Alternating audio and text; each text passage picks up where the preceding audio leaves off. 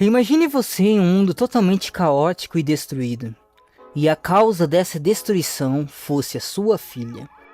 A história começa com o nosso prota, Lee Seo-jun, perguntando por que de ela ter quase destruído o mundo. E a filha do prota, Seo-ha, diz que tinha passado o tempo de ele brincar de ser pai. Ou ele só tinha chegado até ali para matar ela, usando uma desculpinha de dever de caçador. E assim, o prota se sente arrependido das coisas que ele tinha feito. E então, o Santo da Espada diz que não adianta tentar convencê-la, já que ela era um monstro. Só que o prota discorda, falando que ela ainda era sua filha, e que por causa disso ele ia ficar do lado dela até o fim. O Santo da Espada pergunta o que ele estava fazendo, e o prota simplesmente responde que não tinha chegado até ali para caçá-la, mas sim protegê-la. O Santo da Espada diz que ela deveria morrer, e o prota fala que se ele quisesse matar ela, ele deveria passar por ele primeiro. E continua dizendo que sabia que tinha falhado como pai. Mesmo que talvez aquele seja seu lugar de morte, ele não podia ficar parado vendo sua filha ser caçada. Porém, no fim, ele não conseguiu protegê-la, e estica sua mão em direção a Seo-ha, fazendo com que ela perdesse o controle, e a missão final da Terra começasse. Enquanto o prota caía, ele pensa que se ao menos ele pudesse recomeçar, e várias janelas de notificações aparecem, dizendo que uma missão única estava prestes a começar. E o objetivo era, mude futuro. E assim a regressão começa, passando todas as suas memórias da vida num instante. E após a sua regressão, ele acorda, se perguntando onde ele estava, e lembra o que tinha acontecido. Pegando seu celular, ele percebe que realmente havia regredido, e se olha no espelho, se perguntando como ele tinha voltado para o passado. E nesse mesmo instante, uma pessoa bate na porta, perguntando se o prota estava em casa, e fala que era Eun-hye.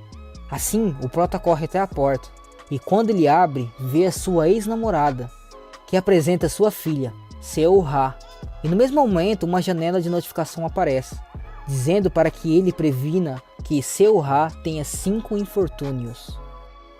Eun-hye diz que poderia ser difícil de acreditar, mas que ela realmente era sua filha. O prota, com a cara de puto, diz que realmente estava surpreso, e continua falando que a vida já estava sendo bem difícil para ele, e fala se ela tinha levado aquela criança somente para ameaçá-lo, e pergunta se havia alguma prova que ele era o pai biológico dela, e não de outro cara. E assim ele não as aceita e manda elas irem embora. Relaxa, família, isso foi na vida passada. O prota olha para sua filha e se pergunta como uma criança que nem ela ia destruir o mundo no futuro. Mas o prota não sabe quais são esses infortúnios que vai acontecer com ela.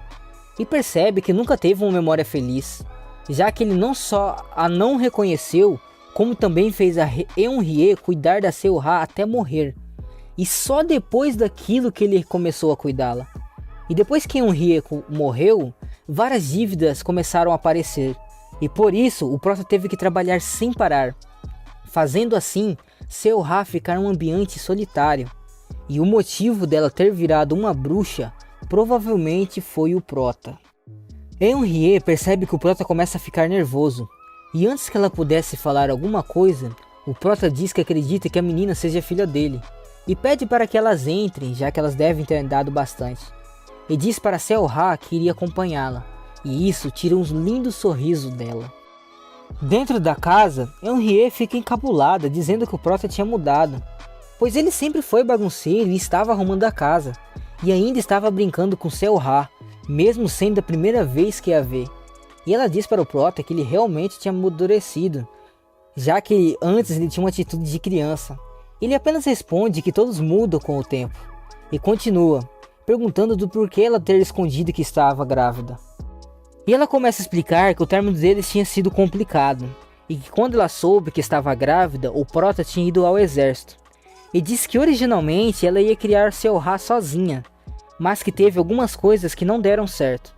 E o prota pergunta o que tinha acontecido, e ela diz que um acidente aconteceu, e sua casa tinha sido destruída e não tinha nenhum lugar para ficar.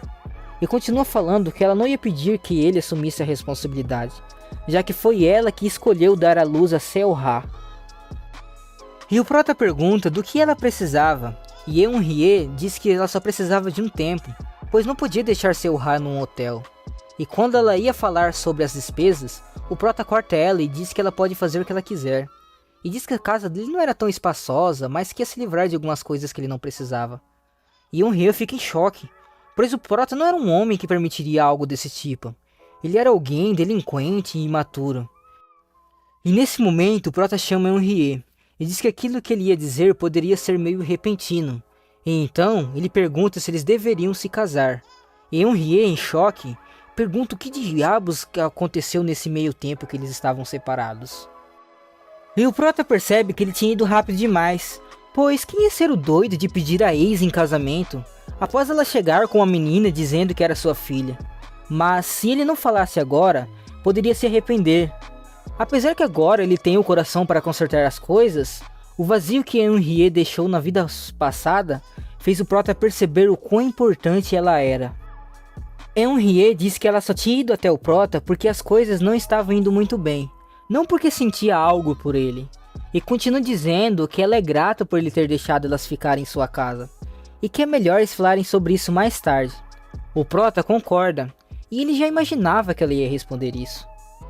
Mais à noite, o Prota pergunta se ela tinha algum plano, pois além do dinheiro para conseguir uma casa, ainda tinha os custos para cuidar da Seo-ha. E ela responde que ia se juntar a uma guilda. E quando o Prota ouve isso, ele fica em choque, pois com certeza esses eram um dos motivos de um dos infortúnios de Seo-ha. 25 anos atrás, 10 anos antes do presente, todas as nações entraram em colapso ao mesmo tempo, um desastre natural sem precedentes. Todos os tipos de monstros saíram das rachaduras dimensionais, levando à destruição da raça humana. Mas, como era de se esperar, a humanidade não foi totalmente aniquilada, porque as pessoas usaram a mana que vazou das rachaduras dimensionais e se adaptaram aos poderes especiais vindo dela. As pessoas que podiam realizar, até então, a impossível tarefa de matar os monstros, foram chamadas de caçadores. Voltando ao presente, Eun-hye finalmente chega ao prédio da guilda. E voltando um pouco no tempo, o Prota pergunta se ela tinha assinado o contrato com a guilda. E ela diz que não, mas provavelmente ia assinar já que os benefícios são ótimos. Então o Prota começa a explicar que há muitas brechas no contrato, e que muitas guildas se aproveitam disso, e por isso não era bom ela assinar nenhum contrato. O Prota percebe que ela não tinha gostado muito da ideia, e disse para assinar o contrato. Claro, se não houver algo suspeito, como ele tinha mencionado. E disse que ele ia mostrar para ela como ser um caçador. E lembrando disso, Eun-hye disse que o Prota realmente tinha mudado, porque ele era muito infantil quando eles terminaram. Mudando de cena, na sorveteria, o Prota pergunta para Seo-ha qual sabor ela queria, e ela pede de chocolate. E o Prota pede uma casquinha chamada A Mamãe é um Alien. E assim ele começa a refletir que sabe qual guilda contactou Eun-hye. E também já sabia os seus métodos. Eles seduzem os caçadores com um bônus de assinatura, e depois prendem os caçadores da guilda, transformando-os em praticamente escravos, da enorme quantia que devem. O Prota já tinha passado por isso em sua vida passada, e por isso passou a vida inteira lutando para pagar elas. Eun-hye estava na mesma situação. Ela tinha sido pressionada pela guilda toda a sua vida, e morreu antes mesmo de descobrir seu talento. E a morte dela provavelmente era um dos infortúnios da Seo-ha. E o Prota olha para o lado e pergunta para Seo-ha se ela estava se sentindo mal. E ela, trêmula, pergunta para o Prota se a mamãe dela era um alien. Já do lado de fora, Seo-ha diz que os nomes do sorvete eram estranhos, e que ela gostou da tia do sorvete, pois ela tinha dado uma casquinha maior para ela. E assim, ela coloca o sorvete na cara do Prota, e diz que o sorvete era gostoso, e por isso queria dividir com seu pai.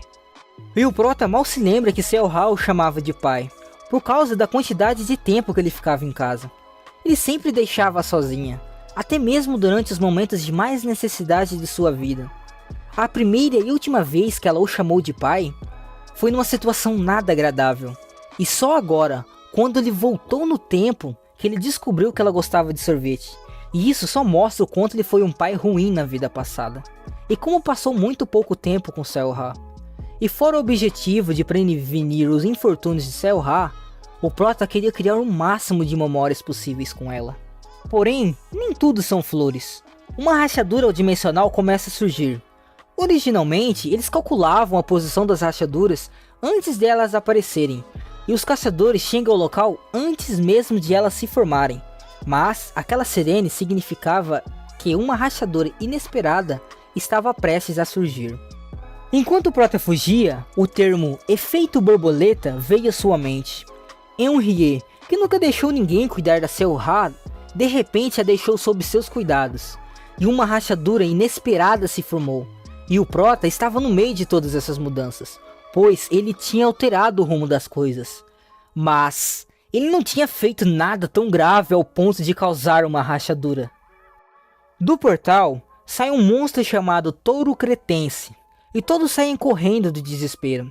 O Prota diz que não seria um problema derrotar ele, se estivesse com os poderes da vida passada. Mas a única coisa que ele pode fazer é correr. Porém, o touro ataca o Prota, mas ele desvia, e pergunta para Seu-Ra se ela estava machucada, e ela responde que não. Assim, o Prota manda ela se esconder entre os prédios, e ele percebe que, na verdade, o alvo do monstro era ele. E no mesmo instante o monstro vai em sua direção. Então ele vê uma vassoura e pula para tentar pegá-la, com a intenção de usá-la como arma. E desvia do ataque do monstro, porém o Prota não tinha como escapar. Desde que a sirene tocou, ele tinha aproximadamente 5 minutos até que a ajuda chega. E mesmo que 5 minutos seja pouco tempo, ele pode morrer neste período. Porém, ele tinha que fazer aquilo, mesmo que ele perdesse toda a mana do seu corpo. Antes da sua regressão, o Prota não tinha força necessária para se tornar um caçador. E por consequência disso, ele estudou tudo sobre os monstros e portais, e memorizou todos os livros. E de repente, uma magia de gelo acerta o monstro, que o faz ficar descontrolado. E por causa disso, o prédio em que a Seu-Ra estava, começa a cair. Mas o nosso lindo Prota protege a Seu-Ra, e vê que ela não tinha nenhum ferimento, que o deixa feliz. E assim cai no chão. Mas no mesmo instante os caçadores chegam, deixando o Prota em paz. Já no hospital, Henriette chega desesperada e vê o Prota na cama. E ele fala que Seu-Ra não estava ferida, e por isso não precisava se preocupar. E Henriette começa a chorar. O Prota fica em choque e diz que ele estava bem e que era só uma brincadeira, deixando Henriette brava.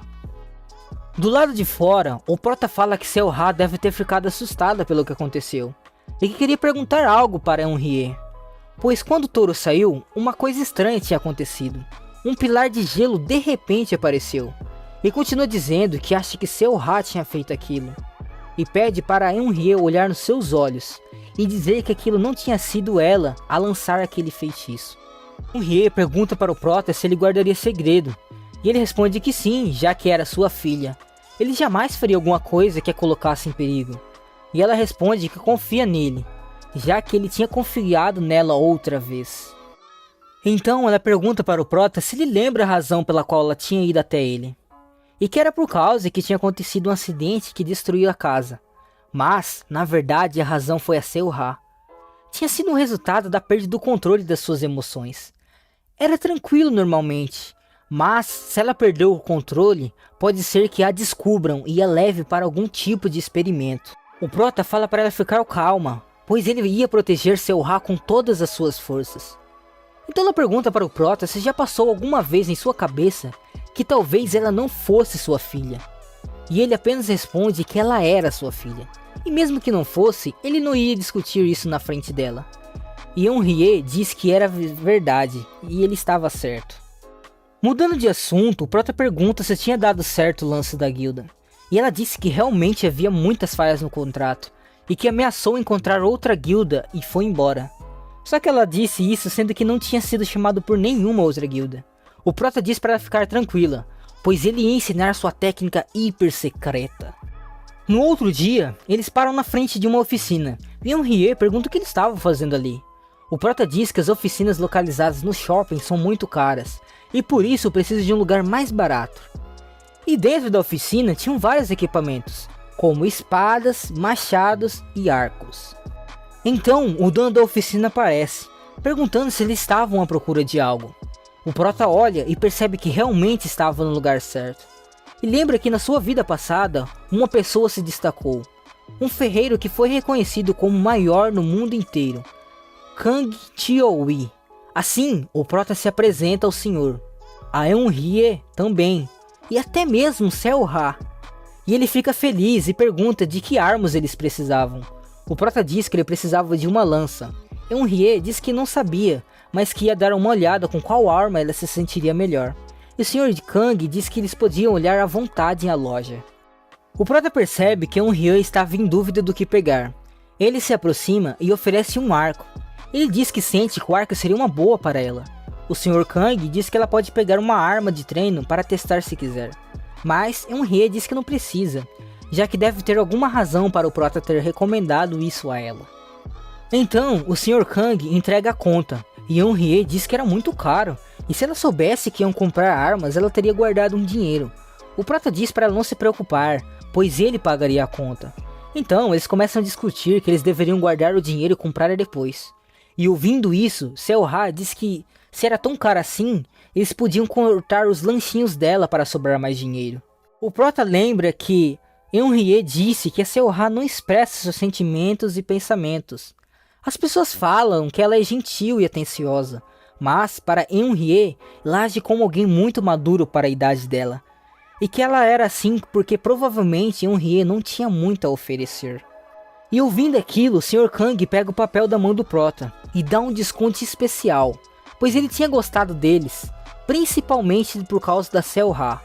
E olhando para o papel, eles veem que o valor que estava sendo cobrado era somente os custos dos materiais. E assim eles saem da loja. E o prota diz que estavam na hora de se prepararem para ir para a dungeon. E aí, gostaram do resumo? Se sim, deixa aquele like maroto e se inscreva no canal para não perder nenhum recap. E se não gostaram, deixa o like mesmo assim, vai que melhora, né? Bom, então é isso, galera. Beleza, falou e fui!